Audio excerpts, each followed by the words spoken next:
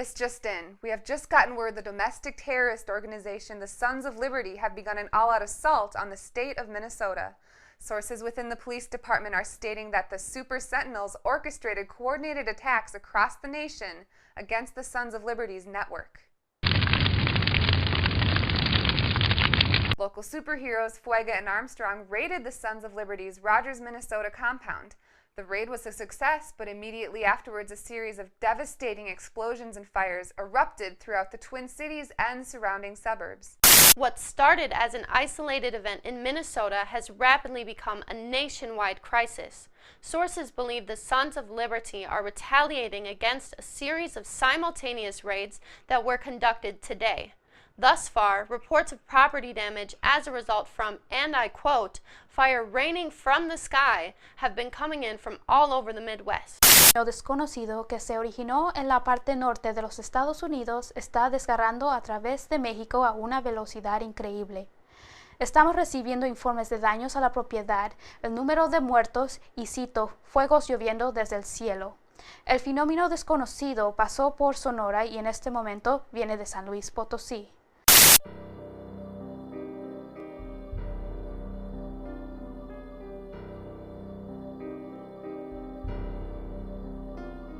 The events of April 13th, 2013 will forever be etched in our minds. It was a time of great sorrow for our nation. Over 85,000 people were killed as an unknown phenomenon cut a path of devastation from Minneapolis down into San Luis Potosí, Mexico, where it abruptly stopped. How it happened and why? Everyone has a theory. No one knows the truth. Until now. Here's what we already know. The Sons of Liberty, a domestic terrorist organization, was planning a series of bombings throughout the nation. The Super Sentinels, a group of highly respected superheroes, orchestrated a simultaneous raid on all 95 of the Sons of Liberty's compounds. Of the 3 cells known to be operating in Minnesota, one was located in the small rural community of Rogers, Minnesota, 20 miles northwest of the Twin Cities. According to eyewitness reports, local heroes Fuega and Armstrong raided the Rogers bunker. Karen Maxwell, a wife and mother of 4 from Rogers, Minnesota, unknowingly lived next door to the terrorist cell for 2 years. So I was inside doing the dishes, and I glanced outside my window, and there's Fuega, and then Armstrong lands next to her. He flew into the house, she followed, and that's when the shooting started, and there was gunfire and screams and explosions. It was crazy, and then a bullet came in through my window and shot me in the arm. That must have been terrifying. Oh, it was. So what happened next? Well, eventually the shooting stopped and Armstrong flew away. Moments later, Fuega and Armstrong were seen at an apartment fire in Minneapolis. Brad Maxwell, Channel 6 News. An apartment fire in South Minneapolis has many people trapped inside. Rescue workers are trying to get the blaze under control, but...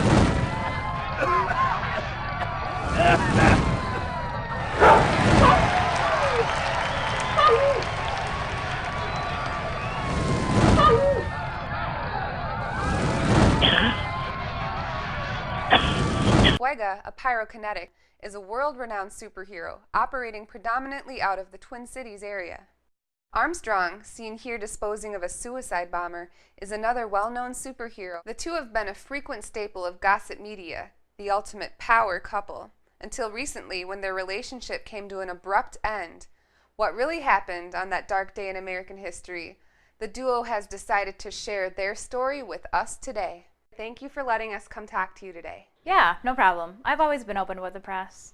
So April 13th, before Mexico, what were you doing? There was a group of terrorists that had set out to destabilize the American economy. And a bunch of crazy niggas was trying to blow up banks, so I guess we had an obligation to stop them. It was no big deal, just another day on the job, and we were talking about something private. I'm getting shot up by like a dozen crazy motherfuckers, and this starts asking me how come I haven't shared my secret identity with her. Armstrong was being evasive about something important. Man, I told her the deal. I don't share my identity unless I've known the chick for years. I don't care if the is made of straight up motherfucking gold. I'm not sharing my identity after just 6 months of smashing, especially with someone like her. What do you mean, someone like her? Are you serious? She's a walking, teleporting flamethrower who can explode at will. Not the kind of chick you want to piss off. Also, let's think about this for a minute. We're taking on a dozen or so pissed off domestic terrorists with big guns, and she chooses that moment in time to try to talk about feelings? What the I may be bulletproof, but that doesn't mean that having small metal shells explode against my skin tickles. So what happened next? He got distracted. He's always been kind of spacey. Man, I'm so busy dealing with this that I don't even notice the nigga rolling up on me with a goddamn bazooka. A bazooka! He should have paid more attention. He's the one with the super hearing. You'd think he'd notice we didn't get them all. So this asshole launches a Scud missile at us, and this uses me as a human shield! He jumped in front of the missile and took the explosion. He was fine. He's indestructible. Didn't even faze him. It hurt like a mother, and she can teleport. What the was that? What, she couldn't teleport out of the way, or teleport us both out of the way? This is the shit I'm talking about. This is why crazy should not have superpowers. So I took out the last terrorist, and I don't know. I guess it hurt his ego or something, so he got all pissed off. So she takes out the last terrorist, right? By launching maybe 4 fireballs at him and lighting the house on fire in 3 different places before she finally hits the guy, who is now burning alive, running around, screaming. He's never been able to handle the fact that I was better at the job than he was. So I'm standing there, patting out the flames on my now ruined costume, and this has the nerve to ask me where our relationship is going. What the He was very rude. I was tired, I was sore, I'd been shot, blown up, and worst of all, nagged endlessly over some stupid So by that point, I was pissed off. He really needs to learn to control his temper. So I told her, man, this. I'll talk to you later. I'm getting the out of here. I need to cool off. And then I bounced. He just flies away, cursing like a child, having a temper tantrum. I don't know who the he thinks he is talking to me like that. I'm a superhero. Now, one of those stupid little reporter girls he used to go after. No offense. Do you think it was wise to curse out a woman who, as you said earlier, can teleport and explode? Man, that. I've been as patient as I could have been. I should have actually cussed her the out, but I kept my cool and left the scene like a gentleman. But do I get a thank you? No! So that was Rogers. What happened in Minneapolis? Like I said, he was rude to me, and we were in the middle of an important conversation. So I teleported across the state following him because we were not finished yet, and frankly, he owes me an apology at this point. So eventually, we end up in Minneapolis, and of course, there's a building on fire. We both go to work because we're professionals, and he ignores me the entire time. Wouldn't even look my way. Man, I didn't even know was there. I was on my way home to take a shower and put on some clothes that weren't burned and riddled with bullet holes. I saw an apartment fire. I went in and did my thing. He has always been a dog. That's nothing new. So the last person I pull out from the fire is this fine shower fresh Hispanic chick. I mean, literally shower fresh. She got out of the shower, she stepped out of her bathroom, and her whole world's on fire. She runs back into the bathroom. I come in through the floor like a pimp, grab her, and head out the window, flying her to safety. She's in a towel, for Christ's sake, so I figured she wouldn't want me dropping her off in the front with everybody else. So I take her to an alley a block or so away. We land. She's all filled with gratitude, and she goes in for a thank you kiss. I was just about to push her away when... So I see this motherfucker making out with a soaking wet in a towel in the alley, like the dog that he is. So she loses her I may have overreacted a little. And is that when the rampage started? Rampage? Wow. That's a strong word. The fire department actually had the fire contained until Sally the psycho starts chucking fireballs at me and ends up lighting the 2 neighboring buildings on fire. He could have just stood there and taken it like a man. He's indestructible, as in not capable of being destroyed. But no, he gets all dodgy and I'm supposed to stand there and burn because she teleported in at the exact wrong moment and wants to spaz the out about it? What the was she even doing there? She knew I was pissed off. She knew I just wanted to be left the alone. What part of "we'll talk about this later, leave me the alone" did this not understand? So he flies away like a little. It's kind of his thing. He avoids confrontation. I do not hit women. Ever. At all. Period. That being said, honestly, some days, I think she could benefit from a good backhand. So he's soaring through the clouds, and I'm following him, trying to finish our Todd. I wasn't aware you could fly. I can't. I teleport. I was teleporting in the air above him. So the reports of fire raining from the sky, the phenomenon that cut a path through the U.S. and Mexico, was her chasing you?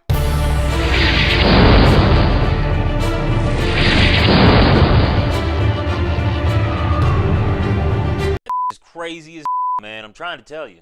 So next thing you know, we're in Mexico, and he attacks me. This man can bend steel with his bare hands and decides to put those hands on me? So eventually I had enough. Said it, grabbed her, took her up. Took her up? Yeah, up.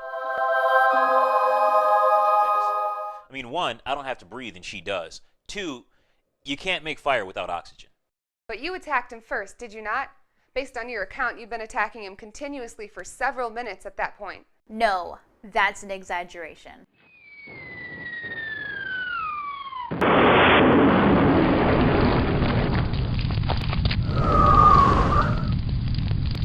So you deny that while you were chasing him across North America, you were throwing fire at him? Okay, so I may have used my powers against him a little bit when I was angry, and I'm sorry that there was some collateral damage.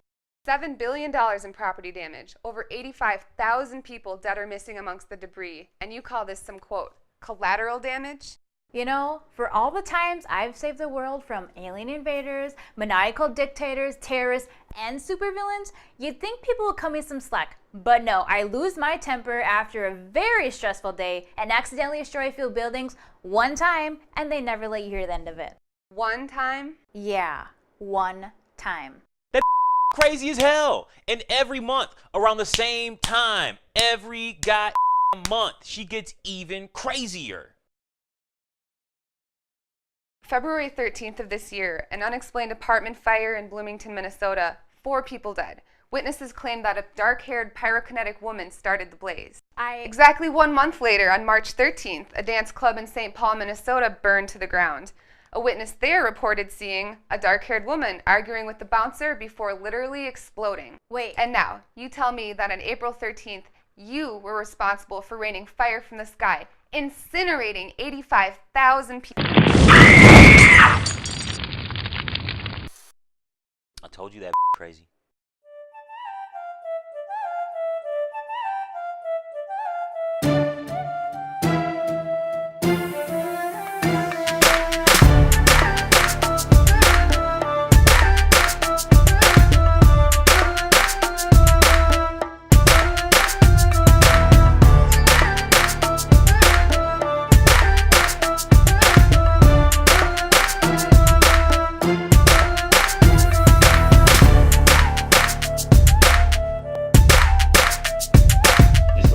Franticness, but you're Okay. You're doing good. This is so weird. Okay. What started as an isolated event in Minnesota has rapidly become a nationwide crisis. Yes. Brandon Crowson. Team I don't give a Team Mastery with our pizza joint. Pizzatopie.com, just saying. Just throwing that out there. How do we get some silver shimmer on There's silver shimmer. We just won't tell him. That's not what insanity looks like.